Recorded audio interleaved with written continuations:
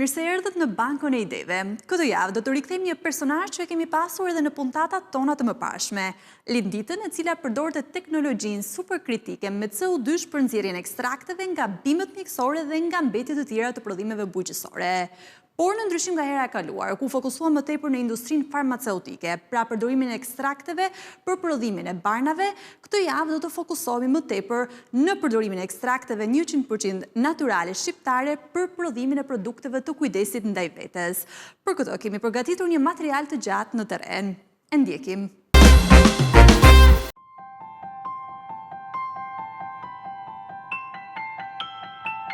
Industria e produkteve të kujdesit ndaj vetes po përjeton një transformim të heshtur por të fuqishëm. Konsumatorët janë gjithnjë më të ndërgjegjshëm për përbërësit që aplikojnë në lëkurë dhe flok, duke kërkuar alternativa natyrale, të sigurta dhe të qëndrueshme. Por çfarë fshihet pas një kremi, serumi apo shampoje me bazë bimore? Si nxjerrin ekstraktet natyrale dhe sa potencial ekonomik ka ky sektor për prodhimin vendas? Sot ndodhemi në terren për të parë nga afër procesin e nxjerrjes së ekstrakteve bimore që përdoren në produktet e kujdesit personal, një hall kyçe që lidh bujqësinë, teknologjinë, kërkimin shkencor dhe industrinë kozmetike.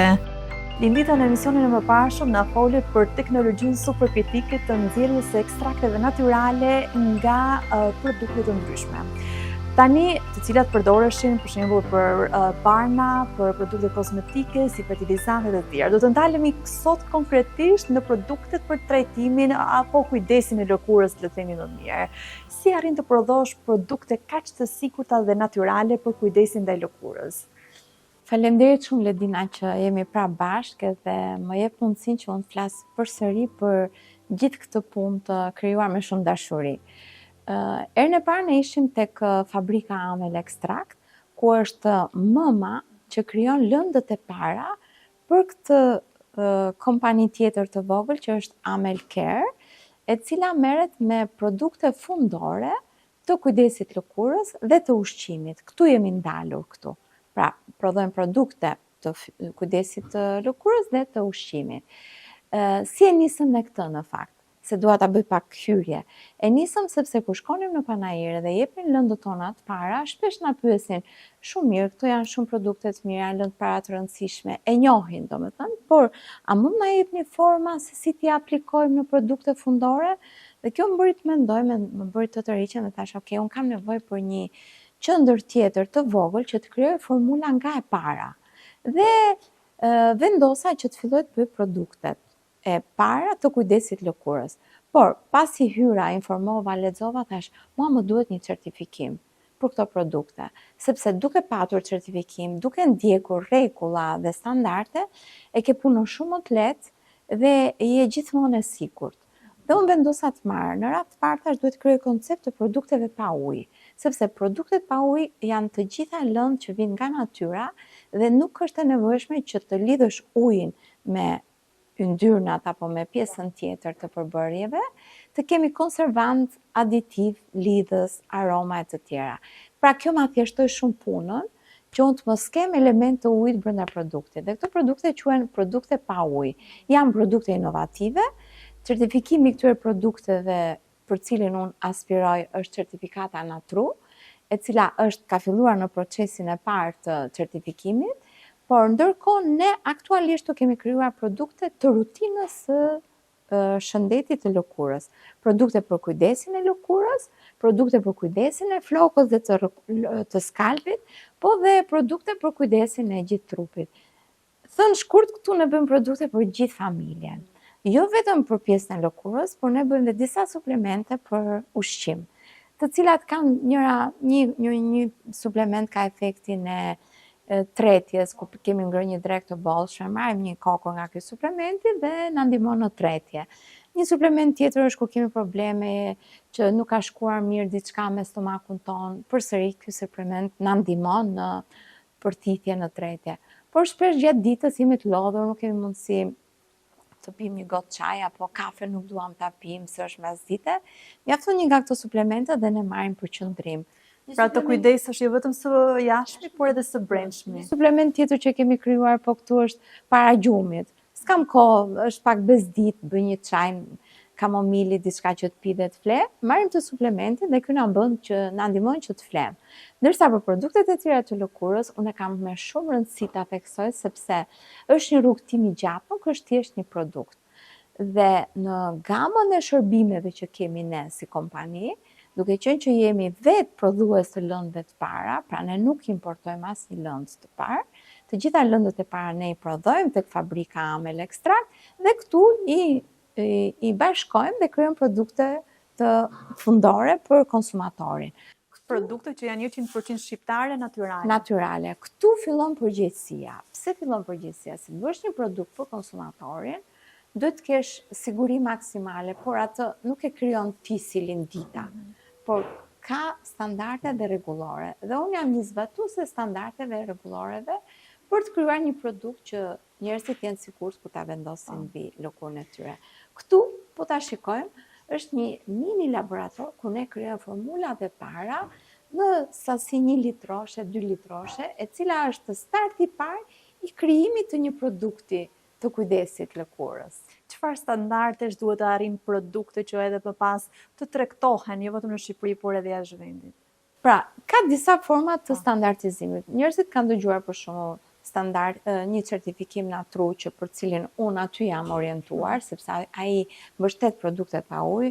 Janë disa certifikime të tjera Cosmo, Dhe që i tregon konsumatorit se ky është një produkt i sigurt. Kjo është siguria kur shikon. Pra, logo e certifikimit natru për gjithë konsumatorët ose për gjithë ato që nuk e dinë, futen e shikojnë kush është kjo logo dhe marrin sigurinë e tyre për produktin. Po çfarë më bën mua certifikimi natru të jemi qetë? Sepse në radhë të parë më bën të sigurohem nëse formula që unë krijoj është e lejuar për kujdesin e lëkurës apo jo. Përbërësit që unë vendos, a janë të lejuar, a janë alergjent, a janë toksik. Të gjitha këto unë kam databasa që mi parashtron standardi. Kur unë bëj një aplikim për të marrë këtë standardin, unë kam një listë të madhe, kam një dosje të madhe me dokumenta për t'i lexuar, për t'i përtitur, po dhe për t'i përballur me lëndët e para që unë krijoj. Gjysmën e punës ne e kemi bërë në kompaninë tjetër, sepse ne kemi certifikuar lëndët e para atje, por nuk mjafton. Tani ne duhet certifikojmë produktin përfundimtar me këto lëndë të para të certifikuara këtu. Pra ne po mbyllim një zinxhir që produkti të jetë natyral dhe i qëndrueshëm. Ju përveç se merrni për shembull bimë medicinale që janë të certifikuara apo produkte të tjera dhe më pas krijoni ekstrakte që poshtu janë të certifikuara, edhe produkti fundor, pra përfundimtar, duhet të ketë të njëjtin certifikim. Patjetër, certifikim për produktet e kujdesit lëkurës dhe certifikim për produktet e ushqimit, sepse ne këtu përdorim, kemi krijuar dhe një linjë të vajit ullirit. Vaji ullirit për shembull, është shumë i përdorshëm në tavolinat tona. Ne i shtojmë pak një modeli të vajit ullirit, i shtojmë specin djegës. Dhe ai është jashtëzakonisht i mirë kur ne gatuajmë diçka dhe spërkasim disa pika. Ose vaji ullirit me borzilok. Pasi kemi bërë makarona pasta, disa pika nga ky vaj jep shumë shije, freski, ose picë sipër mund t'i hedhim. Kemi krijuar edhe një vaj tjetër me vaj ulliri, pra vaj ulliri me ekstraktin ton të rozmarinës. Nëse për shembull duam të gatuajmë mishin e pulës apo dhe një mish tjetër, e spërkasim para se sa ta vendosim në furrë me vajin e ullirit që është i aromatizuar me rozmarin dhe ka një shije krejt tjetër. Ndryshe është kur i hedhim erëzën, ndryshe është kur vaji ullirit është i aromatizuar me ekstrakte. E them këtë, sepse ka disa vajra që janë të maceruar quhet, vaji ulliri me një gjethë rozmarine. Nuk janë shumë të sigurt, sepse gjethja e rozmarinës në fund fare është një bimë që me kalimin e kohës mund të çlirojë disa baktere brenda. Ndërsa ekstrakti është shumë i sigurt kur futet brenda në vajin e ullirit dhe garanton një përqendrim dhe një shije më të pranueshme dhe të lejuar sipas rregullorëve për shëndetin e njeriut. Është një vaj tjetër shumë i mirë, vaji mentes, të cilin ne kemi futur tek jogurtet ose tek taratori që themi ne në gjuhën popullore, kur bëjmë tarator në shtëpi, mund të hedhim nga ky vaj mente dhe jep freski, e bën më të shijshëm, plus që e shtojnë vlerën e vajit ullirit më shumë dhe na ndihmon për aparatin e gojës, pra janë dhe profilaktik, nuk janë thjesht ushqim. Kjo është filozofia që unë ndjek këtu. Ne në fakt këtu punojmë edhe për kompani të tjera që duan, apo personat veçantë të cilët duan të krijojnë brandin e tyre. Këtu them të drejtën, has vështirësi. Pse has vështirësi? Kërkesat janë shumë të mëdha, por unë nuk mundem dot që të punoj me të gjithë klientët që më ofrohen. Sepse klientët duan gjëra të shpejta. Duan një produkt ta marrë, ta nxjerrë në treg, e dua të bukur, e dua kështu. Kur unë i them, jo, produkti që po krijojmë ka kohën e tij, ka procesin e gjatë të prodhimit. Dhe koha është jo pak, po 18 muaj. Nëse duam të nxjerrim një produkt përfundimtar.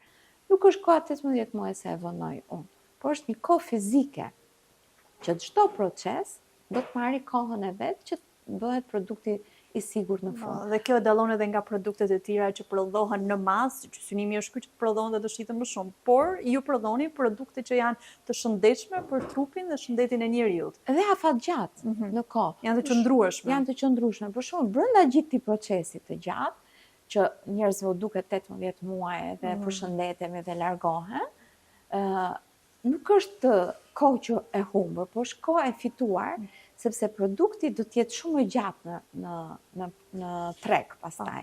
Pse? Sepse në fillim ne studiojmë lëndët e konceptin për çfarë duam produktin. Duam të bëjmë një produkt për kujdesin e lëkurës kundër njollave kafe. Unë do futem dhe do studioj për efektet e ekstrakteve mbi pastrimin e lëkurës ose mbi mbrojtjen e lëkurës për të mos krijuar njollat kafe. Kjo do marrë kohën e vet. Pasi unë e kam koncentruar kë lëndë të parë do përdor, më duhet që këto t'i deklaroj tek trupa certifikuese dhe të marr aprovimin. Por dhe kjo do një kohë fizike. Pastaj, mbasi krijohet koncepti formulës, unë do ta bëj fizikisht në laborator. Do të bëj balancimin e lëndëve kimike që produkti të jetë i qëndrueshëm, i lëndëve kimike nga natyra. Pastaj duhet të studioj kontenitorin ku do ta vendos. Po kontenitori nuk mjafton vetëm është kjo shishja është e bukur dhe kaq. Jo, kontenitori duhet plotësoj kushtet e produktit brenda. Dhe kontenitori prapë është një pjesë që tregon standardi për qëndrueshmërinë e produktit. Dhe unë duhet përshtas përbërjen e produktit me kontenierin. Diçka tjetër që është shumë e rëndësishme dhe është kohë e vet është përgatitja e etiketës. Etiketa nuk është një etiketë që t'i vë lulet bukura, t'i vë ngjyra, ta bëj kështu, wow. Etiketa është dokument juridik që më lidh mua si prodhues me konsumatorin. Etiketa ka ligjin e vet, ka dhe standardin e krijimit të etiketës. Dhe unë ulem për një produkt të veçantë, ka një standard të veçantë. Që çdo të thotë kjo, brenda etiketës ne përveç se logos apo brandimit, duhet të vendosim rregulla strikte për të informuar konsumatorin. Pra konsumatori duhet të di përbërjet, sasitë e përbërjeve që janë aty, duhet të di ka alergjent apo s'ka alergjent, se ka njerëz që kanë alergji dhe nga produktet natyrale. Duhet të lexoj me kujdes, ndalohet në këto raste apo në ato raste, është shenja kujdesit. Duhet patjetër brenda data e skadencës, lotit, të gjithë këto elementët që tregojnë sigurinë e produktit, koha e hapjes, sa kohë qëndrimi është pas hapjes, po këto për produktet të ndryshme ndryshon kjo koha dhe unë duhet ta ballafaqoj me rregulloret. Nuk i shpik unë, nuk i krijoj unë këto. Unë lexoj diku, ky produkt ka nevojë nga kjo kohë në këtë kohë. Pasi krijohet ky koncept, një element shumë i rëndësishëm brenda etiketës është një sektor i vogël që quhet etiketa ambientale. Kjo mbron interesat e mjedisit. Dhe kjo do të thotë që ne kur jemi përpara momentit që produkti konsumua dhe ne duhet ta hedhim, do shkojmë tek rregullat e ndarjes në burim të mbetjeve. Dhe etiketa duhet të ketë ku shkon kjo pjesa plastikës, kush është plastik këtu, kush është metal tek pjesa e metalit. Kartoni është riciklueshëm apo jo, pra çdo element që ka brenda produkti, kutia, kartoni, letra brenda, etiketa, madje edhe etiketa ka rregullator sipas standardit natru, kush janë ngjyrat që janë përdorur mbi etiketë, kush është teknika e stampimit të këtyre ngjyrave. Sepse industria që prodhon stampimin e ngjyrave është ndosë mjedisit dhe nuk lejohet. Pra, brenda është një lidhje zinxhiri shumë i gjatë i padukshëm që në fund është kohë. Por unë kam vendosur këtë rrugë ndonse të gjatë, por është e sigurt. Dhe unë për këtë jam e lumtur sepse kjo është për çdo produkt që krijoj është një shkollë për mua, sepse lexoj rregullore vazhdimisht, kuptoj nëse ka ndryshuar apo jo, Pra jam gjithmonë e updateuar për të parë sepse her pas here rregulloret dhe ndryshojnë. Disa produkte bëhen më të avancuar, disa produkte hiqen nga tregu për një mirë arsye që i thon studiusit apo i thon ekspertët e fushës. Por themi deri tani, ekstrakti i trëndafilit të Damaskut i Bullgarisë ka qenë shumë i kërkuar dhe shumë i përdorshëm. Por tash ka ndaluar, ka rregullore dhe thot doza duhet të jetë kaq. Por vazhdimisht mund të dalin rregullore qarkore të tilla për një produkt që unë dje kam ditur që është okay. Por nesër unë duhet të lexoj patjetër se mund të ketë ndryshime. Dhe kjo bën që produkti që prodhoj unë në një X kohë të afërt mund të mos jetë i pajtueshëm me tregun dhe dështojmë. Pra, kjo koha që mendohem unë ka gjatë, edhe që unë e shtyj ka gjatë, e ka rëndësinë e saj dhe e ka patjetër që duhet ndodhe kështu. Është një rrugë dhe vetëm një rrugë. Ndjekja e standardit. Pastaj unë flëgju me rehat dhe jam e lumtur për produktet që krijoj. Do zhvendosemi në hapësirën e krijimit të formulës, që ta shpjegojmë më saktë procesin. Patjetër. Ekstraktet janë në thelb për qëndrimi i substancave aktive të një bime, antioksidant, vitamina, vajra esenciale apo komponime me efekt hidratues dhe qetësues. Procesi i nxjerrjes kërkon jo vetëm lëndë të parë cilësore, por edhe kontroll të saktë të temperaturës, tretësve dhe kohës së përpunimit. Në varësi të metodës së përdorur, macerim, distilim me avull, ekstraktim me alkool apo me CO2, ndryshon edhe cilësia dhe stabiliteti i produktit final. Pikërisht, këtu fillon diferencimi mes një produkti artizanal dhe një prodhimi të standardizuar që mund të hyjë në tregje më të mëdha. Ekstraktin që e merr nga fabrika, të cilin e kemi pasur në emisionin më parshëm, ti e sjell këtu. Nga këtu si e përpunon? Atëherë, pasi e kemi marrë ekstraktin, aty është pjesa e magazinës, unë kam krijuar miniatura të vogla të lëndëve të para për të pasur mundësi të krijimit të formulave në sasi të vogla, sepse nuk mund të harxojmë lëndë të para për të krijuar formulën. Formula do disa herë, unë mund të bëj 6-7 variante formulash, ulem, i riorganizoj në mendje, i riprovoj për një mirë arsye, ka shkuar mirë kjo, s'ka shkuar mirë kjo, dhe her pas here sasira të vogla mua më duhet edhe ti çoj dëm. Kështu që sekreti është që unë formulat i krijoj në miniaturë, është një pajisje vogël që do ta shikojmë më tutje, marr lëndët e para këtu, filloj me kujdes, pastaj bëj përgatitjen e parë, siç e shikoni në këtë ambiente që janë sipas certifikimit, janë inoksit gjitha, duhen mbajtur pastër, ka dhe këtu një praktik të mirë se si pastrojmë në mjedisin për të qenë të sigurt në produktin përfundimtar.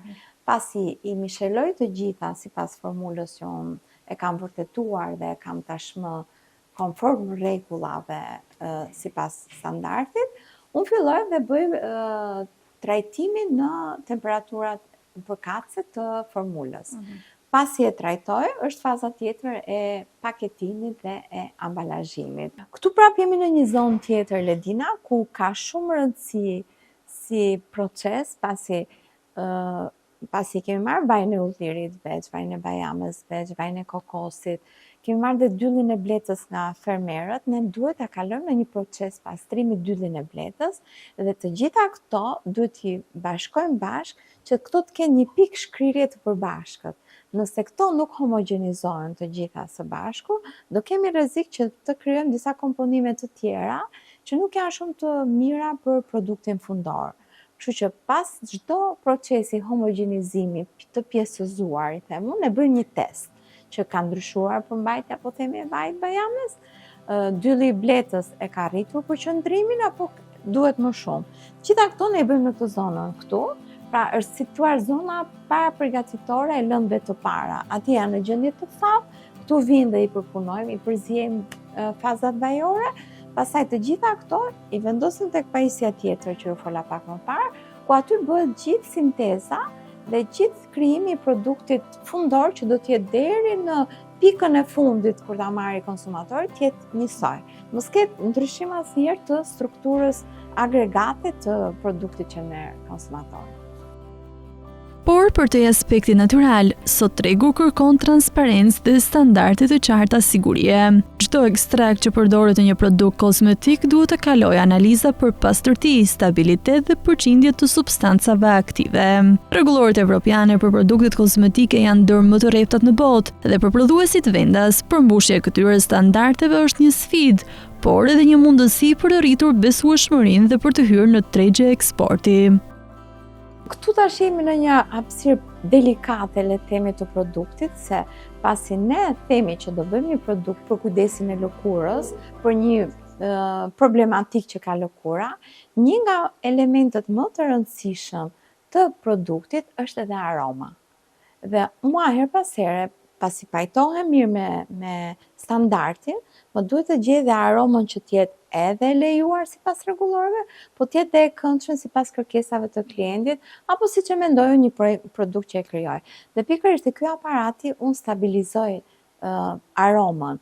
Le të themi ky është një aparat ku unë misheloj disa aroma, disa forma ekstraktesh, të cilat po nuk kaluan kohën e tyre të maturimit, është pak e vështirë që unë t'i vendos në produktin fundor. Pra dhe kjo është një kohë tjetër. Pse? Se në momentin që unë i misheloj dhe i manipuloj, mund të kem ndryshime të përbërjeve kimike, kështu që duhet jem akoma më e sigurt kur unë vendos aromën që t'jetë 100% natyrale te produkti fundor. Kështu që shumë klientët e mi kur ja shpjegoj këtë pjesën, nuk e quajnë që po ti e ke aromën brenda produktit, është tjetër funksioni, është tjetër aroma. Dhe kështu që duhet shumë kohë që këto gjëra pastaj t'i kombinojmë bashkë, dhe për këtë realisht më vjen në ndihmë shumë praktikat e mira të prodhimit, praktikat e mira të testimit të mostrave dhe i gjithë procesi i certifikimit të produktit.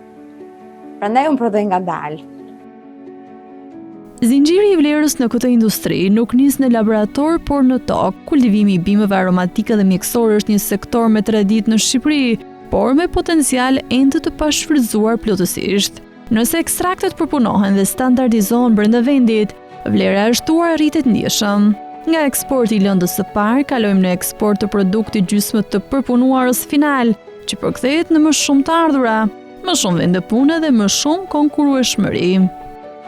Trendi global po zhvendoset drejt produkteve clean beauty me etiketat e qarta, përbërës minimal dhe origjinë të gjurmueshme. Konsumatori i sotëm nuk kërkon vetëm efekt, por edhe përgjegjësi mjedisore.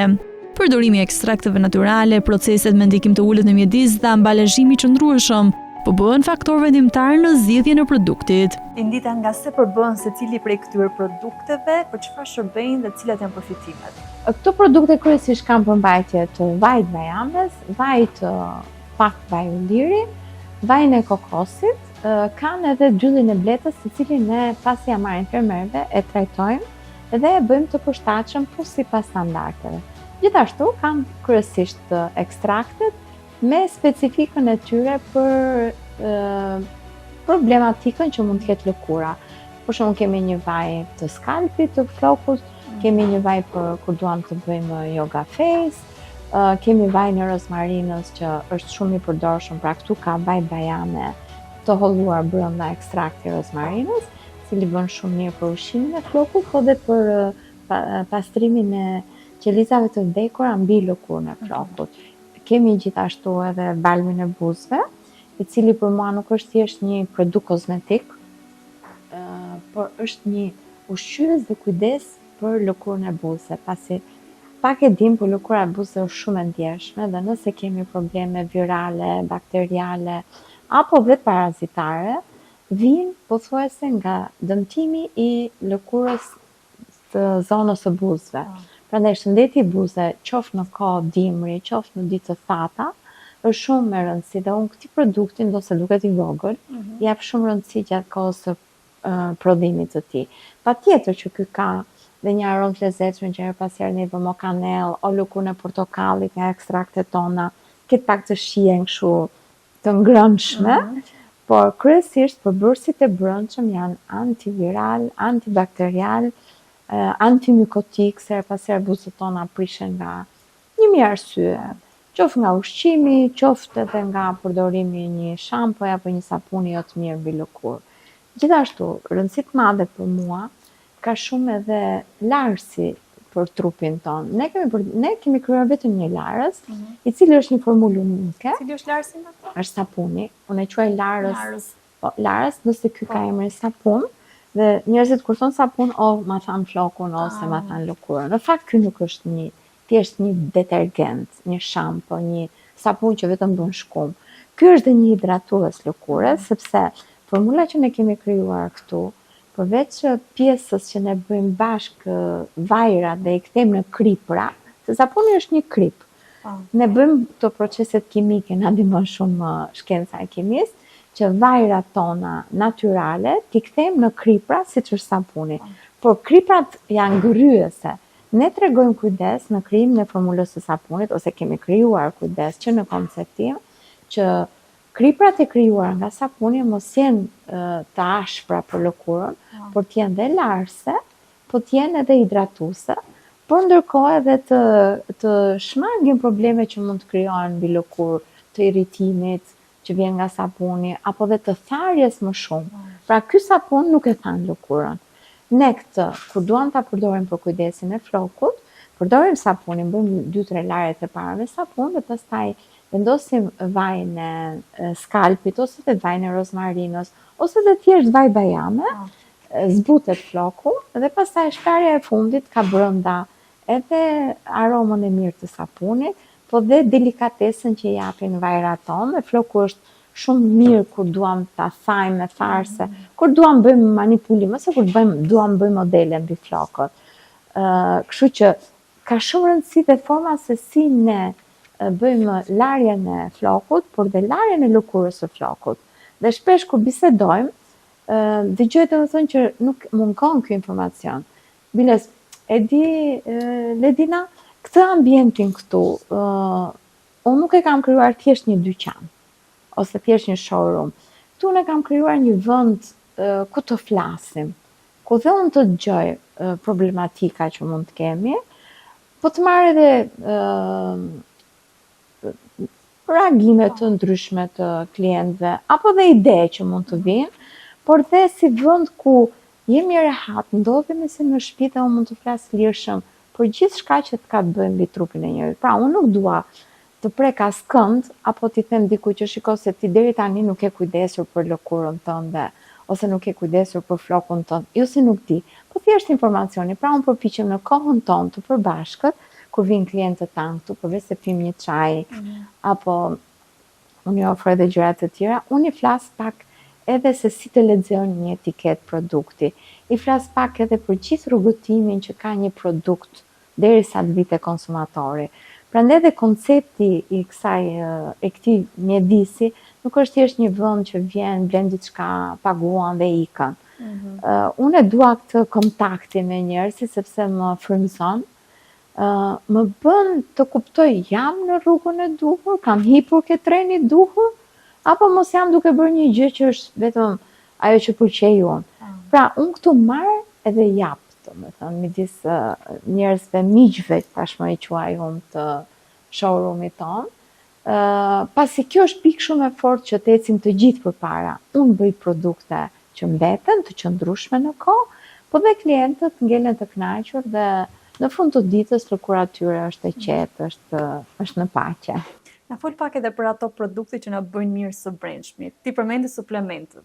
Po, me suplementet është përsëri një ëndër që kishte vite që rinte në sirtar, por unë nuk e kisha zgjidhur akoma problemin që si ekstraktet e lëndët para që i prodhon tek Amel Extract, atje ku i prodhon Beni, që Beni sot nuk është këtu tek ne sepse është duke punuar në repart, gjeta formulën që se si t'i bëja të përfitshme në intestinën tonë. Sepse shikoj në treg që ka shumë suplemente.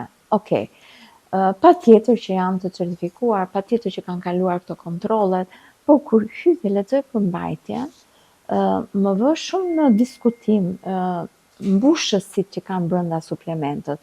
Kur unë marr një suplement dhe dua këtë suplementin për tretje, ose e dua për energji, shikoj që efekti i këtij suplementi për arsyen që unë e marr është në miligram. Ndërsa unë kam dashur që të krijoj një suplement i cili të ketë përmbajtje nëse pesha e tij është 400 mg, brenda përbërësi aktiv të jetë 400 mg. Njeriu mos marrë më shumë, njerëzit mos marrin më shumë. Nga çfarë ekstrakti është përbërë kjo? Ky për shembull është detox. Dhe brenda këtu ka ekstraktin e trëndafilit të egër, i cili ka vitamin C, është antioksidant i fuqishëm. Pra, kur themi antioksidant, ndihmon të mos largohet oksigjeni nga trupi i njeriut, që është shumë i rëndësishëm, të mos rritet hekuri më shumë se sa duhet në gjak, të shtohet vitamina C, që është një lidhës shumë e fortë e sistemit tonë imunitar. Përbërja tjetër këtu është Capsicum annum, që është speci djegës. Edhe ai ka një përmbajtje shumë të lartë të vitaminës C dhe të disa acideve yndyrore organike që balancojnë nivelin e yndyrës në trupin tonë. Plus që është shumë antiviral speci djegës. Gjithashtu ka Citrus aurantium lëkurën, është shija. Vërtet lëkurën e portokallit ne e marrim, e pjekim mbi stufë, ndonjëherë mbi zgar, pastaj e bëjmë pak e shtrydhim, e bëjmë si xhus, edhim pak njarë, pak ujë të ngrohtë, e bëjmë si çaj.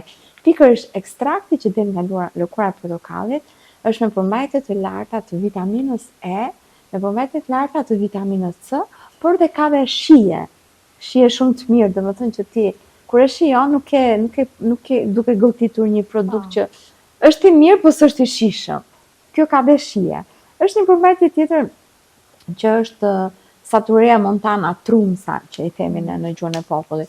Dhe ajo është një antibakterial i fuqishëm. Pra, unë në procesin e këtij suplementi që ndihmon në procesin e detoksifikimit në trupin e njeriut, unë jam munduar të fus ekstrakte të cilët vërtet të bërë bashk ndihmojnë procesin e detoksifikimit. Se procesi i detoksifikimit në fakt është një proces anatomik që ndodh brenda trupit të njeriut, është një proces fiziologjik i cili ndodh në 3 organe. Ndodh në mushkëri, në mëlçi dhe në veshka. Nëse këto 3 organe nuk bëhen bashk dhe të krijojnë të marrin elementet enzimatik që ndodhen brenda trupit njeriut, nuk derdhen në gjak. Gjaku është lumi, është indilidor më i madh i trupit, është lumi i trupit, që shkon në çdo organ, në çdo kapilar dhe bën pastrimin. Por po nuk u bë të filloj në këto 3 organe, gjaku nuk të shkon dhe të çojë gjak të pastër në gjithë pjesët e trupit. Pra këto ekstrakte ndihmojnë enzimat brenda trupit njeriut që të bëhet sa më mirë procesi i detoksifikimit. Por ama procesi i detoksifikimit bëhet nga vetë organizmi, kur organizmi jonë është i shëndetshëm dhe ka imunitet të lartë. Pra ne jemi ca ndihmues me ushqimet tona në rritjen e imunitetit. Ashtu si shtemi duhet ham mirë, marrim ushqime të mira që trupi jonë mos dëmtohet, që proceset metabolike të jenë sa më mirë, ashtu duhet edhe një shtesë ushqimore, një suplement ushqimor që të ndihmojë këtë proces që në fund fare e bën organizmi jonë me një lloj magjie të habitshme. Pra ne çdo gjë që pim thjesht nxisim organizmin ton, por nuk jemi ne. Është organizmi jonë me sistemin imunitar që na mbron dhe na pastron kur ne flem gjumë. Po produktet e tjera? Produktet e tjera kjo është SPF-ja. Kjo është një SPF, që dhe kjo ka të procesin e gjatë të prodhimit, leximit standardeve, vendosja etiketës ambientale. Që ti the edhe ndryshe nga çfarë bëjmë ne që zakonisht e vendosim gjatë verës, ku rrezet ultraviolet ndoshta janë edhe më të forta, duhet të vendosur edhe gjatë dimrit. Edhe gjatë dimrit, sepse rrezet, edhe pse ka re, ato prapë godasin lëkurën tonë dhe janë dhe më agresive se sa ne ndjejmë të nxehtën kur është verë, por rrezatimin nuk e kuptojmë. Kjo na duhet në çdo ditë të vitit. Plus që është një mbrojtës shumë i mirë dhe ruan dhe hidratimin e lëkurës. Gjithashtu kjo është një produkt tjetër që unë e kam shumë gjanë këtë, sepse e kam krijuar për bebat. Është një nga ato ndjesitë e mia për kujdesin e fëmijëve. Pra, mua më pëlqen shumë që fëmijët që kur lindin të mos kenë kontakt me produktet sintetike apo të prodhuara në kushte komerciale. Fëmijët që të vegjël duhet njihen me natyrën, duhet njihen me produktet që vijnë nga natyra. Dhe ky është një produkt i bërë pikërisht për bebat e vegjël kur përdoren pelena. Edhe është emrin e ka dhe diaper, është produkti për kur nënat i vendosin pelenat, është e mirë ta lyen me këtë produkt. Megjithatë, nuk është vetëm për pelenat, por ne përdorim dhe njerëzit e përdorin dhe në momente të tjera kur ka irritime. Ishte shumë e bukur se erdhi një baba shumë i kujdesshëm, edhe më tha, do m'japësh produktin e bebit, tha, po shkruaj e tha se nuk bëm vetëm për bebe, tha, po bëm dhe për baba, tha, sepse mua më ka ndihmuar. Kështu që unë kam shumë qejf kur komunikoj dhe kur kam feedbackun nga klientët tanë. Këtu pastaj është një produkt tjetër që është për skalpin që përmenda. Kemi edhe një produkt tjetër që është Yoga Face, kur duam të bëjmë yoga në mëngjes ose në një moment caktuar të ditës.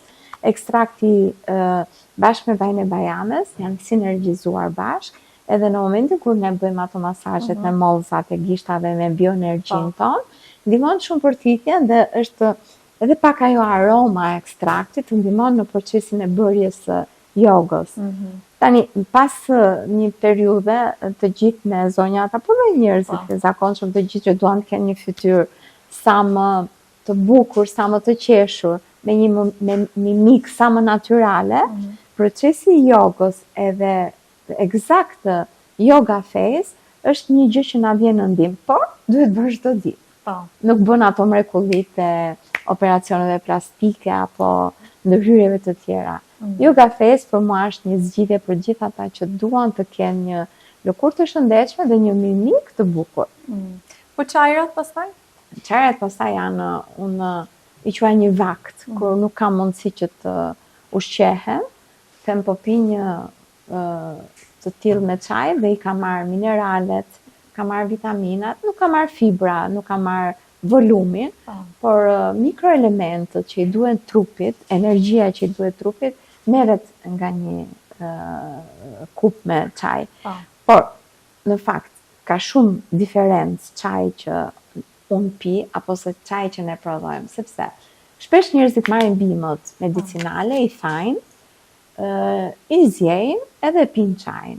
Kjo nuk është mënyra e duhur dhe mënyra e sigurt kur ne pim një çaj. Sepse bimët, momentin që ne i korrim, i thajmë, duhet patur parasysh që ka shumë baktere që janë aty, tek qelizat e bimës, tek petalet, tek gjetja. Në momentin kur futen ujë të nxehtë, ato zbërthehen, por disa baktere janë shumë rezistente. Janë shumë rezistente, nuk duan t'ja dinë as në 100 gradë kur është ujë i nxehtë. Ne i gëlltisim ato, dhe ato fillojnë pastaj bëjnë lojën e tyre brenda në intestin. Jo tani kur e pim, po mbas 3 javësh. Dhe ne themi, pse kam të diarren, ose pse kam këtë parahatin. Është pikërisht sepse ne duke pirë një çaj, jo të pastër nga ana kimike, jo të pastër nga ana bakteriologjike, patjetër që me lëngun që marrim i kalojmë gjitha këto lehtësisht në intestin. Prandaj ne ekstraktet, pasi ja marrim bimëve ekstraktin, pjesa që mbetet është ky infuzioni i pastër kimikisht, i pastër bakteriologjikisht. Është i sigurt për çdo në familje. Nxjerrja e ekstrakteve për produktet e kujdesit ndaj vetes nuk është thjesht një proces teknik, është një industri që ndërthur natyrën me shkencën dhe traditën me inovacionin. Nëse mbështetet me investime në teknologji, certifikime dhe kërkim, ky sektor mund të kthehet në një burim të rëndësishëm zhvillimi për ekonominë vendase, duke quar Made in Albania nga lënda e parë drejt produkteve me vlerë të shtuar. Sepse pas çdo produkti që vendosim në lëkurë, qëndron një zinxhir i tërë pune, thjesht të procesesh, që nis nga bima dhe përfundon në raftin e konsumatorit. Për bankën e ideve, ky sezon do të mbyllet më shpejt nga traktori inteligjent, metoda izraelite për pastrimin e tokës nga Kripa, platformat online për administrimin e pronave apo për parkimin, apo deri te përdorimi i mbetjeve të kashtës për prodhimin e kërpudhave dhe përdorimi i mbetjeve të ndërtimit për abazhur. Këto kanë qenë disa ide që kemi parë në sezonin e këtij viti për bankën e ideve. Nëse do të rikthehemi në sezonin e ardhshëm, do të rikthehemi me një format të ri të emisionit dhe me ide të tjera më të ndritura se që kemi parë në këtë sezon. Mirupafshim!